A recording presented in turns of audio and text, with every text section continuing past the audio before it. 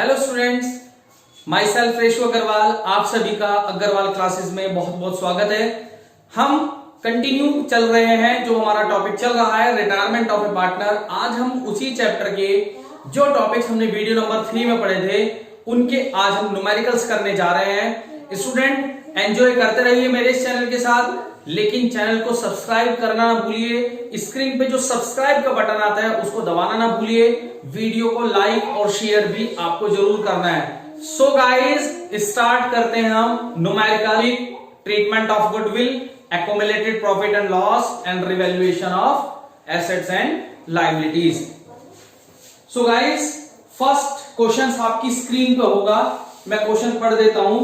There are 3 partners PQR in equal ratio, यानी 3 partner है, तीनों का शेयर इक्वल है। आर फर्म से रिटायरमेंट लेता है और गुडविल का वैल्यूएशन किया गया पूरी फर्म का 3,60,000। नो गुडविल अकाउंट अपियर, यानी ऑलरेडी हमारी फर्म में कोई गुडविल अपियर नहीं है।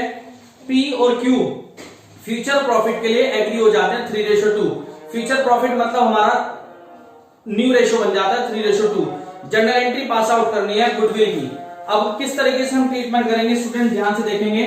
पहले मैं सॉल्यूशन करता हूं उस क्वेश्चन का, आपको पहले ध्यान रहे। There are 3 partners PQR, profit sharing ratio equally. ये रेशो हमारा कौन सा होगा स्टूडेंट? Old ratio. ये रेशो हमारा कौन सा कहलाता है? ओल्ड। आफ्टर दैट रिटायरमेंट लिया है आर ने। ये जो आर है ये हमारा बिजनेस को छोड़ के जाना चाहता है। बाकी कौन कौन बचे? P और Q। इनका फ्यूचर प्रॉफिट शेयरिंग रेशो 3:2 बताया। ये हमारा कौन सा रेशो बन जाता है? न्यू रेशो बन जाता है। स्टूडेंट आप सभी एक चीज को ध्यान रखना, अगर क्वेश्चन में ओल्ड और न्यू रेशो दे दे, अगर क्वेश्चन में ओल्ड एंड न्यू रेशो दे दे तो हमारी मजबूरी बन जाती है, हमारी नेसेसिटीज बन जाती है कि फर्स्ट ऑफ ऑल हम कैलकुलेट करेंगे गेनिंग रेशो। आपको पता होना चाहिए गेनिंग रेशो निकलता कैसे है। गेनिंग रेशो निकलता है न्यू वाले में से आपको माइनस करना है ओल्ड वाला। न्यू वाले में से क्या माइनस करना है? ओल्ड वाला। अब सबसे पहले मैं निकालता हूं P का। P का गेन कितना है? ये रहा P न्यू, 3 अपॉन दोनों का टोटल 3 और 2 5, माइनस ओल्ड, ये रहा P old, 1 upon 1 plus 1 plus 1 यानी 3। स्टूडेंट एलसीएम लेना आप सभी जानते हैं 15, 5 3 जा 15, 3 3 जा 9 और 3 5 जा 15, 5 1 जा 5, that means 4 upon 15। that means 4 upon 15।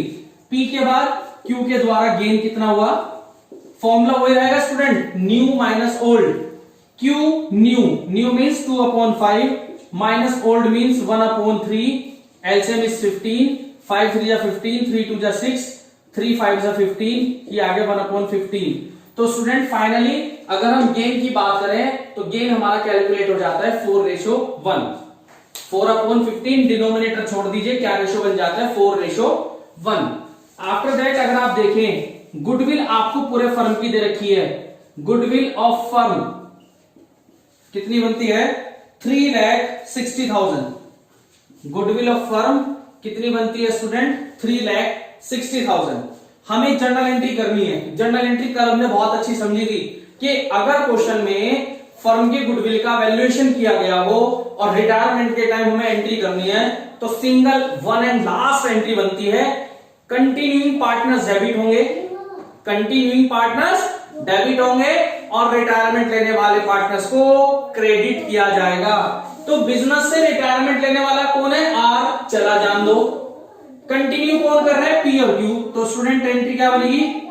P's capital account debit, Q's capital account debit to retirement किसने लिया स्टूडेंट? आर ने। रिटायरमेंट किसने लिया? आर ने। अब थोड़ा सा फोकस बस आपको अमाउंट पे डालना है, टॉपिक कंप्लीट हो रहा है। पूरे फर्म की गुडविल 3,60,000 दी हुई है। याद रखना आर जो शेयर लेके जाएगा वो अपना शेयर लेके जाएगा, पूरी फर्म का शेयर कभी, पूरी फर्म की गुडविल कभी भी लेकर नहीं जाएगा। तो इस 3,60,000 में मुझे शेयर कैलकुलेट करना होगा सबसे पहले रिटायरमेंट वाले पार्टनर का।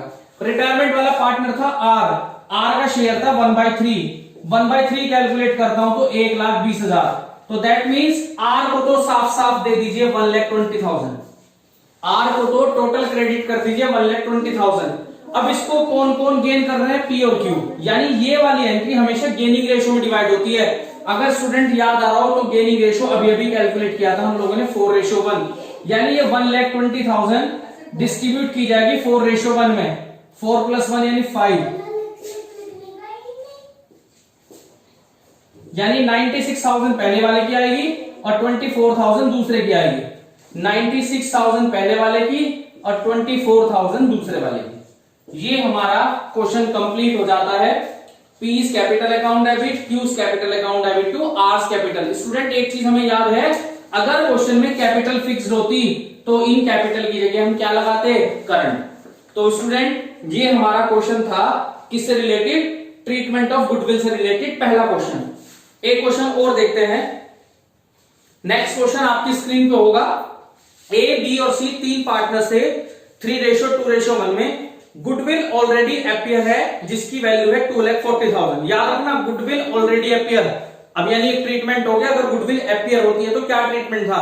जो स्टूडेंट इस वीडियो को देख रहे हैं और अगर उन्हें ये अपियर वाली बात नहीं है तो वो इससे मेरी पहली वीडियो 3rd नंबर की रिटायरमेंट की वीडियो भी देख सकते हैं और अपनी प्रॉब्लम को सॉर्ट आउट भी कर सकते हैं। बी ने रिटायरमेंट लिया है और बी के रिटायरमेंट के टाइम गुडविल का वैल्यूएशन 6 लाख रुपए हुआ है। ए और सी डिसाइड करते हैं कि हमारा फ्यूचर प्रॉफिट रेशियो 3:2 रहेगा। हमें जर्नल एंट्री पास आउट करनी है। तो फिर दोबारा से देखेंगे इस सेकंड क्वेश्चन का जो आपकी स्क्रीन पे था सॉल्यूशन। सो गाइस ध्यान से देखेंगे, there are 3 partners, that name is A, B and C, whose profit sharing ratio 3:2:1। 3:2:1। Goodwill appear थी 2,40,000। जो हमारी गुडविल एपियर है, जो ऑलरेडी गुडविल हमारी फर्म में एपियर है जिसकी वैल्यू है 2,40,000। उसके बाद गुडविल का जो वैल्यूएशन हुआ है ऑन बीज रिटायरमेंट, जब बी ने रिटायरमेंट लिया तो यानी एक चीज कंफर्म होगी, बी रिटायरमेंट लेके जा रहा है। बी के रिटायरमेंट के टाइम गुडविल वैल्यूड कितनी हुई है, ध्यान से सुनना स्टूडेंट, ये टॉपिक आपको सब कुछ क्लियर कर देगा। वो है 6 लाख रुपए, 6 लाख रुपीज। और लास्ट पॉइंट बचता है हमारा new profit sharing ratio 3:2। New profit sharing ratio क्या बता रखा है, 3:2। न्यू प्रॉफिट शेयरिंग रेशियो जो न्यू रेशियो होगा वो किस किस के बीच होगा, जब हमारे पास 3 पार्टनर थे ए, बी और सी। कंफर्म हुआ सर कि बी तो रिटायरमेंट लेके जा चुका। अब न्यू कौन कौन बचेंगे हमारे, ए और सी, जिनका प्रॉफिट शेयरिंग रेशियो क्या था हमारा 3:2। तो स्टूडेंट अभी पिछले क्वेश्चन में भी हमने यही चीज देखी, अगर कंफर्म हो जाए कि हमें ओल्ड वाला भी और न्यू वाला भी दोनों रेशियो दिए हुए हो तो first of all we have to calculate the gaining ratio. अब गेनिंग रेशियो कैसे निकलता है, गेनिंग रेशियो का फॉर्मूला बताया था मैंने, न्यू माइनस ओल्ड। नए वाले शेयर में से कौन सा शेयर माइनस करेंगे, ओल्ड वाला। तो सबसे पहले ए का गेन देखते हैं कितना आता है। ए ने गेन कितना किया, ए का न्यू, ये रहा भैया न्यू, न्यू का 3/3 और 2 5 माइनस ओल्ड, ये रहा ए का ओल्ड कितना है 3/3 + 2 5 5 + 1 6, एलसीएम आएगा 30, 5 6 जा 30, 6 3 जा 18, 6 5 जा 30, 5 3 जा 15, ये आ गया 3/30। उसके बाद बी तो रिटायरमेंट लेके जा चुका, बी ने हमारा बिजनेस छोड़ दिया। अब बिजनेस में दूसरा कौन बच रहा है, 2 बचे थे ए और सी, यानी बी ने जब रिटायरमेंट लिया तो बी का शेयर किस किसने गेन किया होगा, बाकी बचे हुए पार्टनर ने। ए का तो आप गेन निकाल चुके, अब गेन निकालेंगे सी का। सी का ओल्ड कितना है भैया, सॉरी न्यू, ये रहा सी, न्यू है हमारा 2 दोनों का टोटल माइनस ओल्ड, ओल्ड ये रहा सी 1/3 + 2 5 5 + 1 6, एलसीएम 30 आएगा, 5 6 जा 30, 6 2 जा 12, 6 5 जा 30, ये आ गया स्टूडेंट 7/30। तो फाइनली जो गेन आ गया वो क्या रेशो आ गया, 3:7 आ गया। अब स्टूडेंट यहां पर हमें 2 एंट्री पास आउट करनी है। पहली एंट्री जो गुडविल एपियर बता रखी है, पहली एंट्री स्टूडेंट जो गुडविल ऑलरेडी एपियर है उसकी एंट्री क्या बताई थी, उसकी एंट्री बताई थी, देखो लॉजिक समझो, गुडविल क्या होती है, हमारी एसेट्स होती है, एसेट्स हमेशा डेबिट होती है। मुझे वो गुडविल राइट ऑफ करनी है तो इसका मतलब मुझे गुडविल क्रेडिट करनी होगी। डेबिट में लिखवाया था मैंने ओल्ड, ऑल पार्टनर्स, ALL ओल, ओल का मतलब सारे जितने भी बिजनेस को चला रहे थे। तो ओल में कौन कौन आता है हमारा, A is capital account debit, B is capital account debit, C is capital account debit to goodwill. पहली एंट्री तो ये बनेगी। ये एंट्री कौन सी बनी स्टूडेंट? जो हमारी गुडविल एपियर थी। गुडविल एपियर की एंट्री क्या बनेगी? सभी पार्टनर्स को डेबिट और गुडविल क्रेडिट। गुडविल टोटल कितनी थी? 24,000, सॉरी 2,40,000, और ये 2,40,000 तीनों में डिवाइड होगी ओल्ड रेशो में। 3 + 2 5, 5 + 1 6।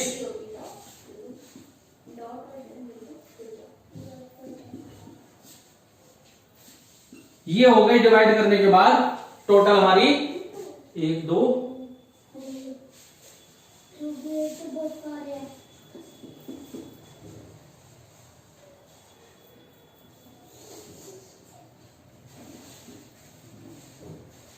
ये आ गई। उसके बाद रिटायरमेंट के टाइम हमारे पास गुडविल का वैल्यूएशन होगा 6 लाख रुपए का। याद रखना स्टूडेंट, पूरे फर्म की गुडविल कभी डिस्ट्रीब्यूट नहीं होती। हमें एंट्री पास आउट करनी है जब गुडविल बताई थी मैंने आपको। गुडविल पता है एक पार्टनर ने रिटायरमेंट लिया। जिस दिन वो पार्टनर रिटायरमेंट ले रहा है उस दिन जितनी भी गुडविल वैल्यूड होती है उसकी हम सिंगल एंट्री पास आउट करते हैं। कंटिन्यूइंग पार्टनर डेबिट होंगे और रिटायरमेंट वाला पार्टनर क्रेडिट होगा। पिछली वीडियो में भी यही समझा, पिछले टॉपिक में भी यही हमने समझा था। क्या क्या एंट्री थी कि जिन्होंने कंटिन्यू करा था उनको डेबिट और जिसने रिटायरमेंट लिया उसको credit. Same for that continue कौन कौन कर रहे हैं? बी तो जा चुका, तो कंटिन्यू करने वाले कौन कौन बचे? ए और C. A is capital account debit, C is capital account debit, और रिटायरमेंट लेने वाला कौन है? बी। B is capital. अब बात आती है अमाउंट की। अमाउंट कैसे निकलेगी? ध्यान से देखना, जब बी रिटायरमेंट लेगा तो बी पूरे फर्म की गुडविल कभी नहीं लेके जाएगा। बी लेकर जाएगा अपना शेयर। और टोटल दे रखी थी आपको 6 लाख। टोटल थी 6 लाख। टोटल कितनी थी? 6 लाख। अब इस 6 लाख में रिटायरमेंट वाले का शेयर कितना है? 2/3 + 2 5, 5 + 1 6, यानी आएगी 2 लाख। इसका मतलब जो रिटायरमेंट ले रहा है उसका शेयर है 2 लाख रुपए, और ये 2 लाख ए और सी को मिलेगा किस रेशो में? गेनिंग रेशो में। और गेनिंग रेशो हम लोगों ने निकाला था 3:7। दैट मीन्स ये 2 लाख किस रेशो में डिवाइड होंगे? 3:7 में। तो 60,000 एक का आएगा और 1,40,000 स्टूडेंट दूसरे का आएगा। ये हुआ जितने भी न्यूमेरिकल हुई। 2 न्यूमेरिकल मैंने आपको करके दिखाए क्योंकि गुडविल की 2 ही एंट्री होती थी। या तो गुडविल ऑलरेडी अपियर हो, गुडविल ऑलरेडी अपियर है तो आपको सिंपल सा लॉजिक याद रखना, जितने भी पार्टनर सबको डेबिट और गुडविल को क्रेडिट किया जाएगा पूरी अमाउंट से। दूसरे नंबर पे आपको ट्रीटमेंट क्या मिलता है कि गुडविल का वैल्यूएशन करते हैं on the date of retirement. उस दिन जितनी भी गुडविल आती है उसमें सबसे पहले शेयर निकाल लो जिसने रिटायरमेंट लिया, और सिंगल एंट्री पास आउट होती है। क्या होती है? Single entry. एक ही याद रखनी है रिटायरमेंट में। इनको सर क्या है, बार बार याद करा चुके हैं। कंटिन्यूइंग पार्टनर डेबिट होंगे और रिटायरमेंट वाले वाला पार्टनर क्रेडिट होगा। स्टूडेंट अगला क्वेश्चन शुरू करते हैं। तो स्टूडेंट अभी हम लोगों ने एक टॉपिक कंप्लीट किया ही है, अब हम न्यूमेरिकल स्टार्ट कर रहे हैं नेक्स्ट टॉपिक के। टॉपिक का नाम था adjustment of accumulated profit and reserve. मैं सबसे पहले जो आज आपको क्वेश्चन बताने जा रहा हूं वो क्वेश्चन बेहद इंपॉर्टेंट क्वेश्चन है। क्वेश्चन आपकी स्क्रीन पे है। क्वेश्चन पढ़ने के बाद सॉल्यूशन आपकी भी स्क्रीन पे होगा, यानी मेरे बोर्ड पे होगा। क्वेश्चन के अकॉर्डिंग ये कहा गया कि ए बी सी 3 पार्टनर है, तीनों का प्रॉफिट शेयरिंग रेशियो दिया गया। ए ने रिटायरमेंट लिया है, बाकी बचे बी और सी, उन्होंने फ्यूचर रेशियो 2 बन रखा है, यानी ओल्ड और न्यू दोनों पता लग गए। कुछ बैलेंस दिए गए हैं, profit and loss, employ provident fund, workman compensation reserve और जनरल रिजर्व। क्वेश्चन में बता रखा है it is agreed that workman compensation reserve no more required, यानी मुझे वर्कमैन कंपनसेशन की जरूरत नहीं है। दैट मीन सारा का सारा डिस्ट्रीब्यूट करना है। 25% of general reserve, general reserve का 25% मुझे इन्वेस्टमेंट फ्लक्चुएशन रिजर्व के लिए रखना है। आपको जनरल एंट्रीज पास आउट करनी है। तो स्टूडेंट ध्यान से समझेंगे, सबसे पहले लेना देना क्या था इस टॉपिक में। सपोज मुझे लायबिलिटी साइड डिस्ट्रीब्यूट करनी है, पहले 1 मिनट का लॉजिक समझ लीजिए। मुझे लायबिलिटी साइड डिस्ट्रीब्यूट करनी है। कौन सी side? Liability side. Liability credit होती है तो उन बैलेंस को तो डेबिट करेंगे और क्रेडिट कौन होंगे? पार्टनर। सपोज मुझे कोई एसेट्स वाली साइड डिस्ट्रीब्यूट करनी है, एसेट्स हमेशा डेबिट होती है, डिस्ट्रीब्यूट करना है तो वो बैलेंस तो क्रेडिट होंगे, डेबिट कौन होंगे? पार्टनर। सिंपल सा लॉजिक है। यही लॉजिक हमने एडजस्टमेंट में पढ़ा था, यही लॉजिक हमने रिटायरमेंट की वीडियो नंबर 3 में पढ़ा था, और वही चीज न्यूमेरिकल बेस पे अब हम करने जा रहे हैं। जैसे कि अगर आप देखें क्वेश्चन में, एक बार नोट कर लेता हूं, ध्यान से देखेंगे। क्वेश्चन के according there are 3 partner A B C जिनका प्रॉफिट शेयरिंग रेशियो 2:3:4 है। क्वेश्चन के अकॉर्डिंग ए बिजनेस को रिटायरमेंट लेता है। ए के बाद बिजनेस में कौन कौन बचे, बी और सी, जिनका प्रॉफिट शेयरिंग रेशियो 2:1। यानी ये तो आप समझ में आ गया होगा, ये हमारा पुराना रेशियो है, और ये रिटायरमेंट के बाद जो डिसाइड करा ये हमारा न्यू रेशियो है। अगर जरूरत पड़ी तो हम ओल्ड और न्यू के हेल्प से क्या निकाल सकते हैं, gaining ratio. After that student कुछ बैलेंसेस दिए हुए हैं। सबसे पहले प्रॉफिट एंड लॉस का डेबिट बैलेंस दिया गया है 72,000। तो सबसे पहले मैं इसी के ट्रीटमेंट की बात करता हूं। मैं एक एक बैलेंस के साथ साथ आपको एंट्री बता के चल रहा हूं, डाउट ही खत्म हो जाएगा। सर इसको डिस्ट्रीब्यूट करना है, क्या ट्रीटमेंट होगा? सर साफ नजर मारा है, अभी अभी बताया प्रॉफिट एंड लॉस का डेबिट बैलेंस है, एडजस्टमेंट करनी है, ट्रीटमेंट करना है मुझे इसका। तो क्या करना होगा, पार्टनर्स को देना है, नहीं देना है। डेबिट बैलेंस है तो क्या करना पड़ेगा, इसको क्रेडिट करना पड़ेगा। डेबिट कौन होंगे, पार्टनर्स होंगे। तो पार्टनर्स कौन कौन से थे, ए, यानी एंट्री क्या बनेगी, A is capital account debit, next is B is capital account debit, next is C is capital account debit, और क्या डिस्ट्रीब्यूट करना, प्रॉफिट एंड लॉस जो डेबिट बैलेंस बता रखा था। डेबिट की वजह से ही मैंने इसको क्या किया, क्रेडिट किया। ए की लॉजिक फॉलो करना है, कितना है बेटा 72,000, और ये 72,000 तीनों में ओल्ड रेशो में डिवाइड होगा।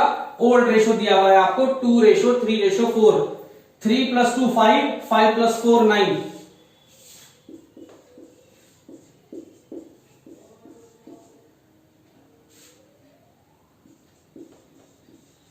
16,000, 24,000, 32,000। स्टूडेंट पहला टॉपिक क्लियर हो गया क्या, जो क्वेश्चन में पहला बैलेंस दिया हुआ है। अब हम बात करते हैं दूसरे बैलेंस की। दूसरे बैलेंस में दिया हुआ है एम्प्लॉय प्रोविडेंट फंड। ये बात हम पहली वीडियो में भी डिस्कस कर चुके हैं। एम्प्लॉयज बिजनेस के कंटिन्यू रहते हैं तो एम्प्लॉयज प्रोविडेंट फंड कभी भी पार्टनर में डिस्ट्रीब्यूट नहीं होता। रट लीजिए, एम्प्लॉय प्रोविडेंट फंड अगर क्वेश्चन में दिया हुआ, वो बैलेंस कभी डिस्ट्रीब्यूट नहीं होता, वो एज इट इज हमारी लायबिलिटी बनी रहती है। उसके बाद स्टूडेंट आपको दिया हुआ है वर्कमैन कंपनसेशन रिजर्व। तो वर्कमैन कंपनसेशन रिजर्व की बात अगर मैं करता हूं, नंबर 2 पे आपको दिया हुआ है वर्कमैन कंपनसेशन रिजर्व, जिसकी वैल्यू दे रखी है 45,000, जिसकी वैल्यू गिवन है 45,000। जनरल एंट्री पास आउट करनी है मुझे। पहली बार एक वर्ड लगा हुआ है R, R means reserve. Reserve क्या होती है, हमारी लायबिलिटी। लायबिलिटी का मतलब ये क्रेडिट बैलेंस है। डिस्ट्रीब्यूट करना है तो क्या कर दूं, डेबिट, डाउट ही खत्म है। तो जनरल एंट्री क्या बनी, workman compensation reserve account debit. क्या इसके रिगार्डिंग कोई क्लेम था, क्वेश्चन में साफ बताया था देयर इज नो रिक्वायर्ड, यानी इस रिजर्व की मुझे जरूरत ही नहीं है, तो ये डिस्ट्रीब्यूट किया जाएगा। किस किस को मिलेगा, जितने भी मेरे पार्टनर्स थे, to A's capital, to B's capital and to c's capital. कितनी अमाउंट थी वर्कमैन कंपनसेशन रिजर्व की, 45,000, और ये 45,000 तीनों में डिवाइड होंगे किस रेशो में, ओल्ड रेशो में। किस रेशो में, ओल्ड रेशो, और ओल्ड रेशो था हमारा 2:3:4। तो 3 + 2 5 + 4 9,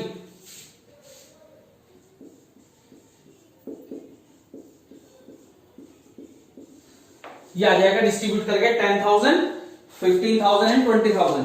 उसके बाद आपको स्टूडेंट जनरल रिजर्व दिया हुआ है।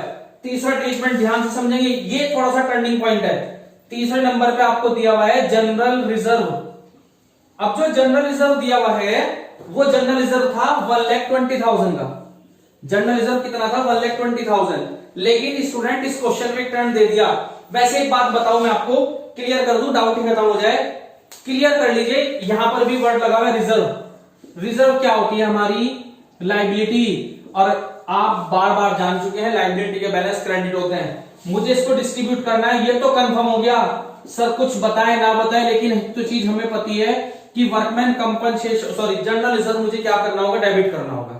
लेकिन क्वेश्चन में कहा कि इस जनरल रिजर्व में से मुझे 25% रिजर्व इन्वेस्टमेंट फ्लक्चुएशन रिजर्व के लिए रखना है, यानी मुझे इसका 25% अपनी लायबिलिटी क्रिएट करके रखनी है। लायबिलिटी का मतलब credit balance to investment fluctuation reserve कितने परसेंट? 25%। इसका 25% निकालूंगा तो 30,000 आएगा। इसका 25% निकालूंगा तो 30,000 आएगा। यानी पार्टनर्स के खाते में जाने थे 1,20,000, उसमें से 30,000 रुपए मैंने एज इट इज अपनी लाइबिलिटी में रख लिए according to demand of question. लेकिन बाकी बचे हुए कौन लेकर जाएंगे? पार्टनर्स। कौन कौन है पार्टनर्स हमारे? A, B and C. A is capital, B is capital and student C is capital. लेकिन ये बात ध्यान रखना, ये डिस्ट्रीब्यूट फिर किस रेशियो में होंगे? ओल्ड रेशियो में। और ओल्ड रेशियो था हमारा 2:3:4। तो 2, 3, 4 में बाकी बचा हुआ बैलेंस 120 में से 30 जाके 90,000 बचते हैं। और जब 90,000 2, 3, 4 में डिवाइड करोगे तो 20,000 एक को मिल जाएंगे, 30,000 एक को मिल जाएंगे और 40,000 एक को मिल जाएंगे। तो स्टूडेंट ये एक ही क्वेश्चन आपको बिल्कुल क्लियर कर रहा है किस तरीके से मुझे अपने बैलेंसेस को कैसे पार्टनर्स में एडजस्ट करने हैं। किसी भी प्रकार का बैलेंस अलग अलग बता दिया।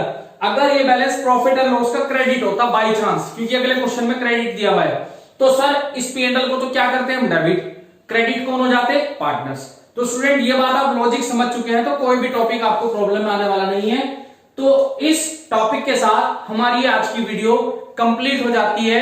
नेक्स्ट वीडियो में नेक्स्ट टॉपिक के साथ चलेंगे। Thank you student and have a nice day.